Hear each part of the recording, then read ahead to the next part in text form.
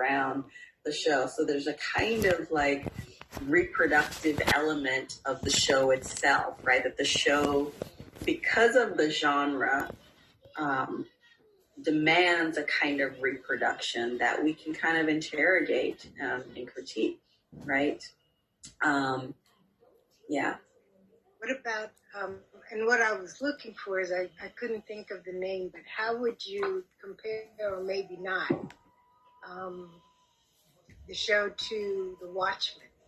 Oh, The Watchmen. Yeah, a lot of people have been doing that, and especially because they both have interpretations of the Tulsa Massacre. And I think I saw a friend of mine who decided that the Watchmen representation was better than the Lovecraft representation, and I think it's sort of where your investment is, right? Like the Watchmen tells a story, right? It tells a narrative, right? So even as it's pulling from various places, we understand the narrative, we understand the story that it tells. There's almost a straight line with the Watchmen. You don't get that with Lovecraft. And that for me is kind of the appeal and the beauty of the show, again, is that it really requires you to engage your mind at the same time that it's also appealing to these affective spaces, right? And so, like, your response to it was visceral, right, in terms of being triggered by the racial violence. And so I think that as actually one of the things that, for me, makes the show really interesting is that it taps into all of these affective spaces, and it taps in to our affective spaces differently, right? So you were triggered by the racial violence. I wasn't. Some people were terrified by the monsters. I actually had a conversation with a friend about this, and I said, I actually watched the show and felt pleasure. I wasn't horrified. I didn't feel horror. I felt a sense of pleasure from watching it, and it wasn't because there was sort of validation or vindication. There's just a way in which I think it taps into these multiple registers, and there's an understanding about Black life that predates the way Black people were structured through a racist context and a racist lens. Like, it actually goes before that. It goes back farther than that. And so then when it restructures history and memory, right, it does it in a way that removes that white gaze or that white lens. So it's a different kind of lens, I think, that's being applied through Lovecraft than we get through Watchmen. And I just. So it sounds fascinating because you were able to approach watching it differently. Yeah.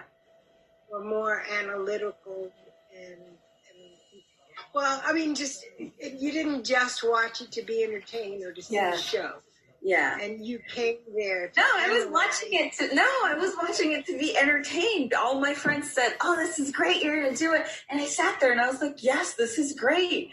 But probably why I think it's great is different from why they thought it was great. But I also have people who thought Watchmen did it better, and I can appreciate, because those folks need a narrative, and they need a sort of, that kind of structuring of events. And for me, I love the way that Lovecraft moves through space and time with the story, this Tulsa story, right? It doesn't just situate us in one place and move the story for us. It actually moves people, it moves us through spaces, and it shifts the lens, right? Because there's a moment when the characters are watching from a distance and you're watching with them. And then there's another moment where you're in that space of violence with them, right? And I think, again, for folks who, are sensitive to that, I think that's part of what's happening.